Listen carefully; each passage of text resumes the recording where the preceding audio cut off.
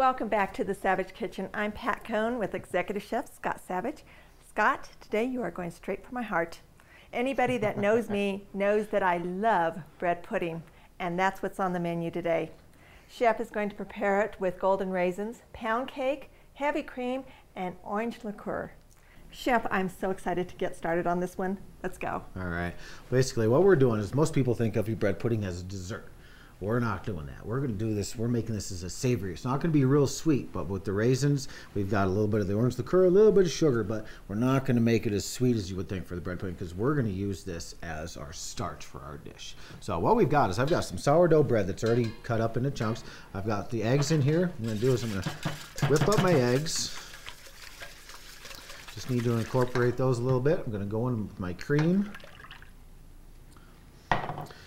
Get that going. And if you see, I'm using, this is powdered sugar.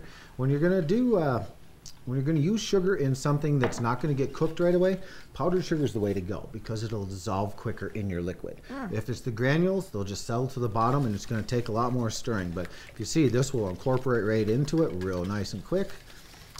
And it just makes your life a lot easier. Now we're going to go on with a little bit of vanilla.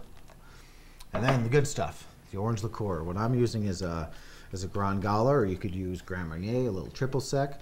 Just go in and get it in there. And that alcohol will cook out. You'll taste the orange, but you won't taste the alcohol then. If you taste it now, you're going to taste it, but not at the end.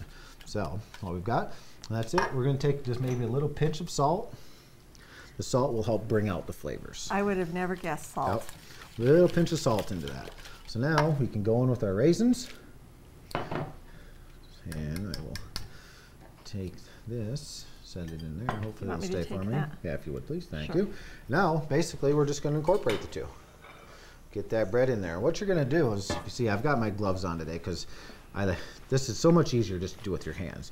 What you're going to do is you're just going to let this, get the bread in there and let it soak. If you want to let the eggs soak onto the bread for a good hour or so. I mean, you could let it set overnight, good hour, or maybe a little more than that. And we're going to pretend that we've waited that hour now. Pat, if you see right next to you, you have... There you go. I have a couple, these are soup cups. If you look at my recipe, basically I have you putting it into a pan and then you're going to put it into another water bath after that. Here at the restaurant, I like this because it gives me a nice height on my plates for my presentation. So all I'm going to do is what I've done is I put some pan spray or butter in them. And then you're just going to take your mixture, put it into the cup. And with most of your recipes, they are so easy. Yeah, yet they are so delicious. They look hard to prepare, but they are really easy. Like I said, and this is something, and this recipe I just did for our Thanksgiving, and it was a big hit. People really enjoyed this one, so here we are doing it. Obviously, I've got a little extra. Like I said, what you're going to do is just kind of push those in there. You want to fill them all the way up. Get them to the top. And if you're doing it in your 9x13 pan at home, like the recipe says, same thing. Put it in, spray it, butter it, put all your bread in there, and then put it into a water bath. So what we're going to do now is I've got some water on the side. Like on these cups, you want to come about a good, halfway up or so. I got about an inch of water, if you can see that in there. It's coming halfway up the cups. The water's just going to help it cook a little more even. Oh, okay. Then you're going to go into your oven for anywhere from 35 to 40 minutes, depending upon your oven. And to test it when it's done, same way you test a cake, toothpick. When it comes out nice and clean, you're done. Pull them out, let them rest. And so what we've got is I've already got one done. So what you're going to come out looking like, this is what you're going to have. Nice golden brown. I got the raisins on top. Looks really nice. Looks really good. Yeah. And the way to get them out for me, the way to get this out is I can take a knife and I just run it around the side. And you can see it's already spinning. It's ready to go. And then you can just pop it out. And you've got a lovely little bread pudding right there. So how I'm going to do it today, I'm going to take my bread pudding. What I've got here is I've got a little veal jus. I'm going to set my bread pudding off to the side here.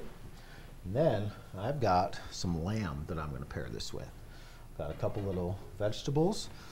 Actually, we can set the vegetables up in here. Just kind of lean them. And again, as you said at the beginning, most people think of bread pudding as a dessert, Yeah. but here it is your starch with your meal. Yes, and it's actually really nice. You've seen it, it's been done. Obviously, it's been done different times. I like to do it at the holidays, and it just works really well. And like I said, I've got this with just a nice little lamb loin, a little bit of veal jus. And there you have a nice little bread pudding with some lamb. It's a beautiful thing. I have been waiting for this all afternoon. Let's try it.